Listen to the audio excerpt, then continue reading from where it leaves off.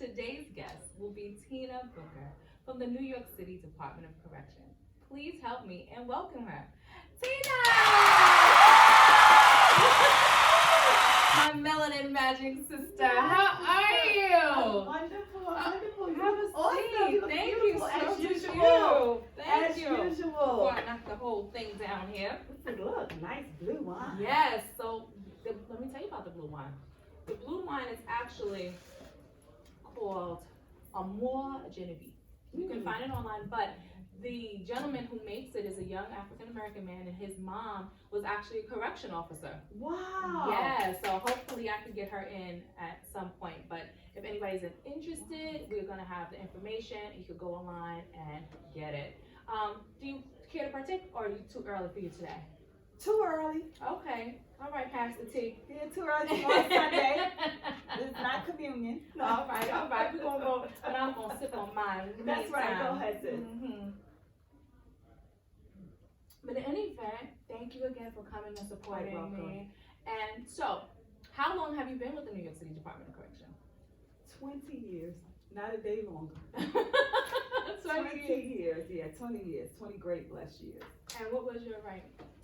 Correction officer. Correction officer. Mhm. Wow, amazing. Mm-hmm. And in that 20-year time span, what would you say was your best experience? If you had to sum up that whole 20 years, what would you say was your best experience in that time? Oh yes, my best experience was when I became the first correction officer chaplain.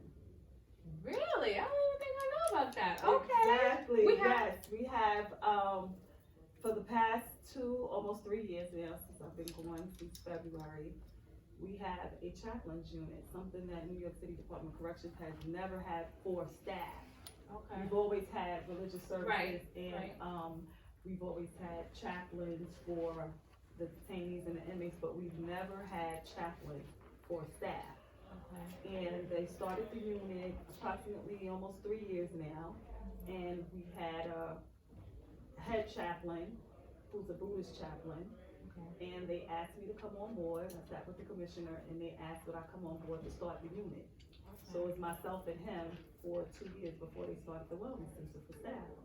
Really? So I thank God that I was a part of the staff, the building of the staff wellness center. Wow, that's amazing. So, did they do away with the unit as far as the civilian officer No, they chaplain? actually expanded it. Okay. What the commissioner saw was that there was a need for staff to have a place in the department where they could go get family care, like, you know, we've always had the care unit. Right. So they developed the staff wellness unit, which incorporated care with the chaplaincy unit, in addition to social workers and psychiatrists, psychologists For staff. for staff. Wonderful. So now they have a full service unit where they could go for therapy, they have social workers, they have chaplains, in addition to having the care unit for peer counseling. That is amazing. Okay, kudos to the Department of Correction. Yeah, they did something for the staff, a little something for the Okay, staff, okay. a little something for the So staff. that was amazing. So now you got the high. Yeah. What was the low? If you had to say you had a low, what would you say your low point was? Let me see. My low point. My lowest point, experience, I would say, is when President Obama became president, and most of the people in the facility that I was in was celebrating, and the warden at the time made us take down anything that said President Obama. Are you kidding me? Absolutely, I was working in security at the time as the secretary for the security deputy warden. And that particular warden came and told, take it down. So that was probably the first time in my career where I was like, wow, this is real. Right. Oh, you can't have those things up. Though he had the right to say that because it had nothing to do with the department, but for so many years, everybody was able to express themselves in their offices or anywhere else Right. the way they seem fit, and to be told to take down the newspaper clipping of the first African American president in the United States of America. That was my low. That was when I realized, well, just because we all wear blue, No. don't mean we all blue. Yeah, that would be kind of devastating for me too, Mhm. because it opens your eyes up to who you're actually working with.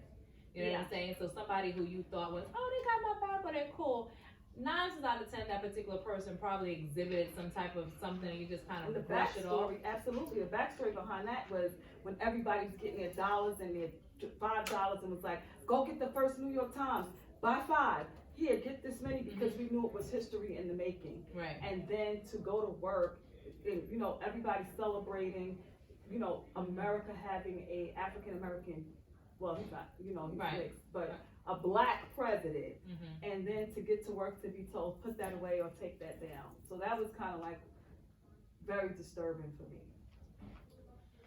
It would have been disturbing for me. too. Right. I'm not gonna even, Mm-hmm. you know, try to put it off in any other way to Right. kind of, usually I could be a devil's advocate and be like, well, Supervisor, maybe, right. you know, but I can understand, Mhm. and I don't even want to revisit it, so that's Right. water under the bridge. Yes, Let's yes, let that go. Right. So let's talk about you're a pastor Mm-hmm. now. You're currently a pastor, and we're going to talk about that in a little bit. But what would you tell women Mm-hmm. that are oncoming or thinking about coming onto the job currently? Remember who you are. Don't let this job take away your femininity. Know that you're a woman, and though there are rules and regulations in place for what we can do, what we can't wear, that there's still a way that you could present yourself. I always tell any officer to be firm and fair, but most of all, know who you are. Dignity, your integrity is very important, and don't allow where you work define who you are. So that's big for me with anybody, especially women that in uniform, Right. because we're in uniform and we're compared to so many different people or different employment opportunities and careers. Right. It's so different for us because that's a job that we have to be so strong in, and it's very hard to show a day of weakness or vulnerability during the day-to-day, especially starting as a correction officer. And I can speak as an officer because I did my entire career as an officer. And when you think about how a lot of people allow their integrity that they walk on the job with, not leave with them, I would say, first and foremost, your integrity is everything. Don't let it be questioned. And be bold in who you are as a woman Right. on this job, and stand firm in knowing who you are and speak up when you need to speak up. Right. But do it, I always say do things respectfully and with love And and taste. respect. And And taste, taste, yes, right. because we can always see that. And Right. I always tell women on the job when they used to get in trouble or whatever, like your approach. You could have worked that out. Approach is everything, Right. especially with a supervisor. Right. So that would be my thing I would tell a woman, not only on this job, but anywhere. Integrity is everything, and approach means even more. Okay. And now, I don't know how old you were when you came on the job, but would you say that you would have said, you resent coming on the job? Absolutely not. When I came on the job, I'm always clear to tell people I was 26. I had just turned 26 that December, and I was a single mom. I got a phone call, got a letter in the mail. Remember back then, you got the letter in the mail, and I'm gonna be honest with y'all, I thought I was being investigated for something. I said, who committed a crime and then put my name in something, you know? I'm like, police department, why would they wanna speak to me? And they told me it was corrections, and I just took, You took the, did you I took take the the test test? in 96. So you took that test for 95, 96. the one that, was the test that you took, was it the police and correction test together? I don't even remember. That's the funny thing. I didn't even remember taking the test until I got the letter in the mail. Okay. And believe it or not, I'm very honest with who I am. How I end up taking that test is I went to visit somebody in OBCC.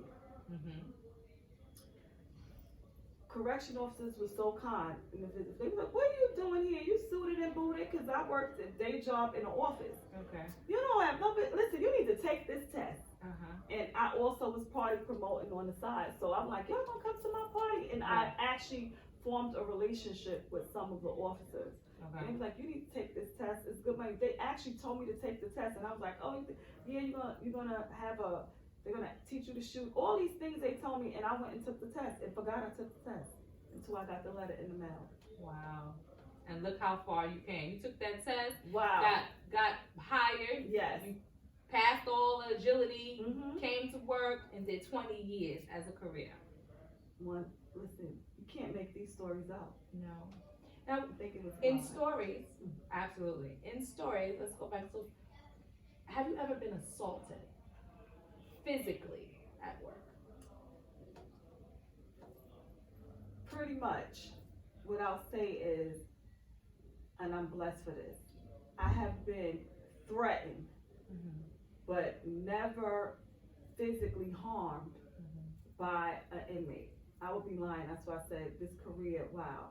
Mm-hmm. Threatened to the point that, thank God at the time the response teams were on point.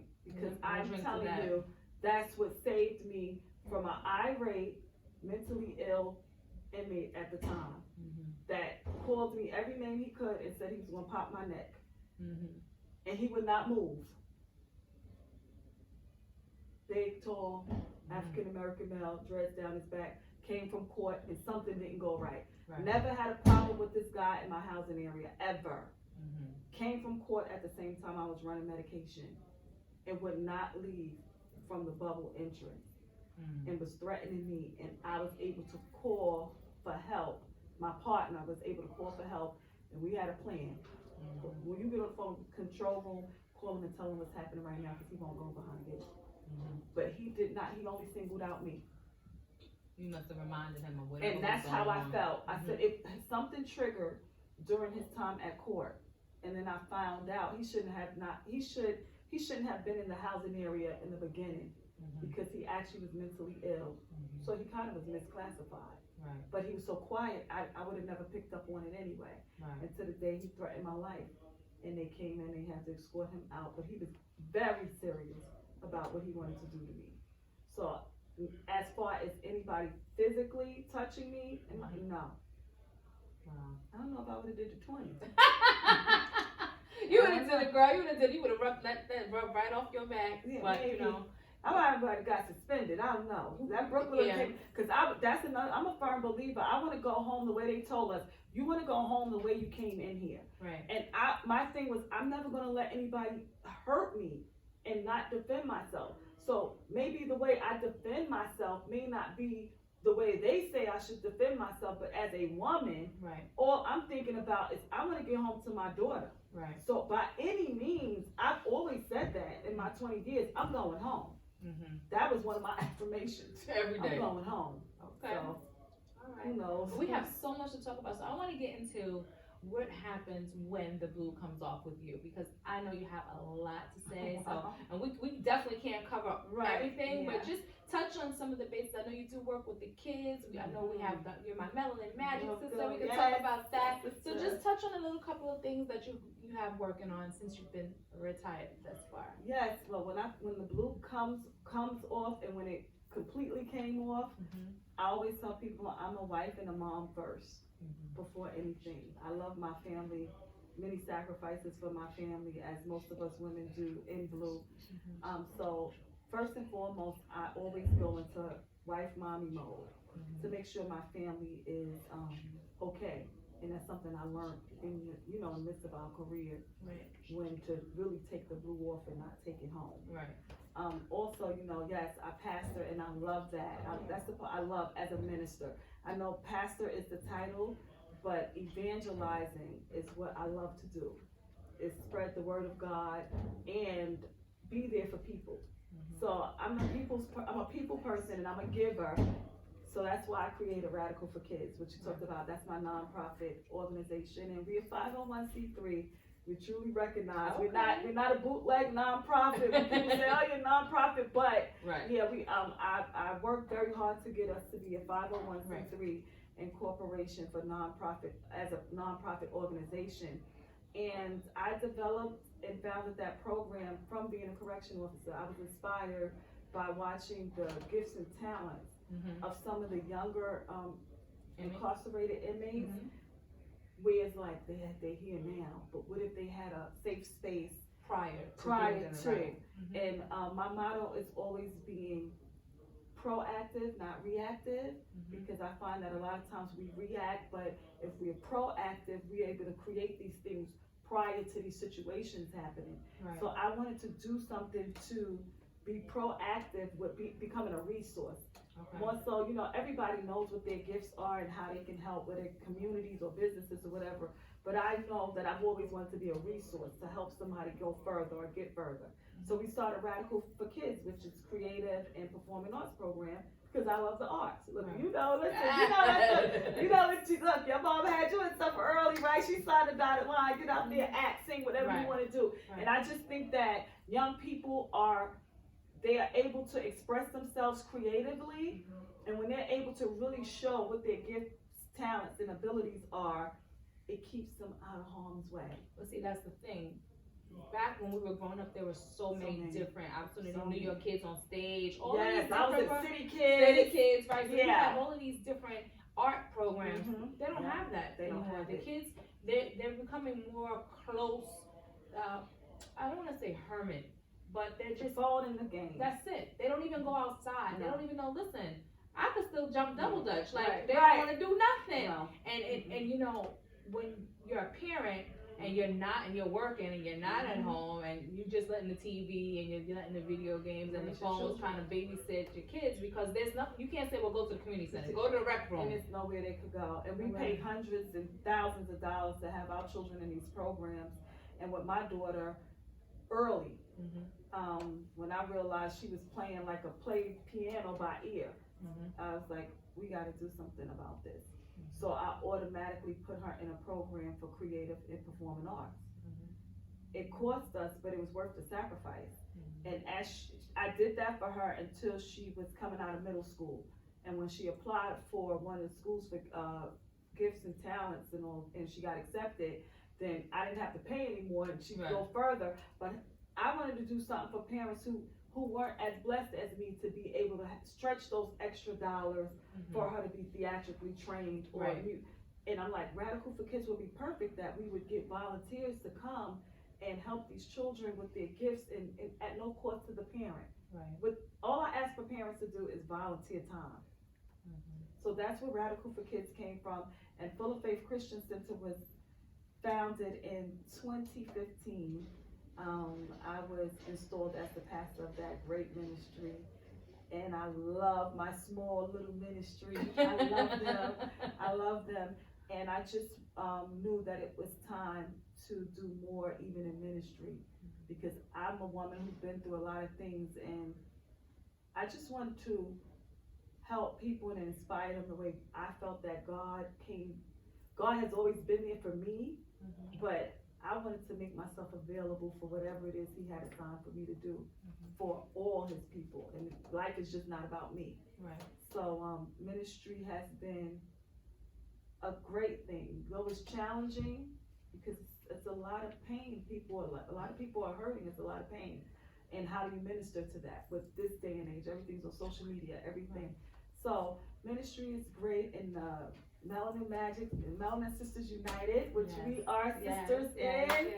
This is a wonderful, wonderful collective group of women of color that have come together to celebrate even more women of color. And we do it once a year annually during Women's History Month. And it's just been nothing but it's been like so refreshing, right? Oh my God. To do this. To meet women who were not catty. Oh no. We meet and everybody gets together. Like, listen, everybody is assigned a duty and they do their job. It's not about, oh, I'm not doing that, or they think they're above, or they think they're beneath. Everyone has their position to play, and they do it so well. And I love how it comes together. And although it's the second year, just in the I believe it's also a form of ministry as well. It is. I always say, no, this is a ministry. Right. And I said that we are all servants. It's servitude. Because what people don't know, we don't get anything. Right. We get, there's no financial gain for us doing this. Right. This is really a passion Right. project / event that Right. you all donate so much of your, everything that you have. Time, Oh my talent, goodness. you know, and some of the Everything. sisters there are just totally amazing. I But think all of you. we can, we can talk Yes, and talk yes, and talk yes, and talk. yes, And I yes, just yes. wanted to thank you so much for, you guys don't know how phenomenal this woman is, and you have to follow her. You have to pass the talk. We can't even go through everything, but tell them on social media, because you do have a talk show Yeah, as talk well. that, talk Talk that, talk Thursdays. Thursdays. Let them know where they can find you on that. Yes, you can find me on Instagram at Tina Booker, Tina Booker _18. Right. I have so many or TMB Talk. So TMB Talk, that's my public page. The other one is a little more private. Okay. Excuse me. Facebook, you can find me at Tina Booker. It's real simple. I don't have a whole bunch of nicknames and all that stuff. I am Tina Booker. You can find me, and let me pray with you and for you, and whatever you need, I'm here. Oh God, it's so amazing. I love you. I I love love you, and you. I love the fact that you here supporting me. Yes. And I don't know if you remember, but the second part of this is, you know, the Carter Diva Glam Mobile Party, which is my Oh, yes. yes.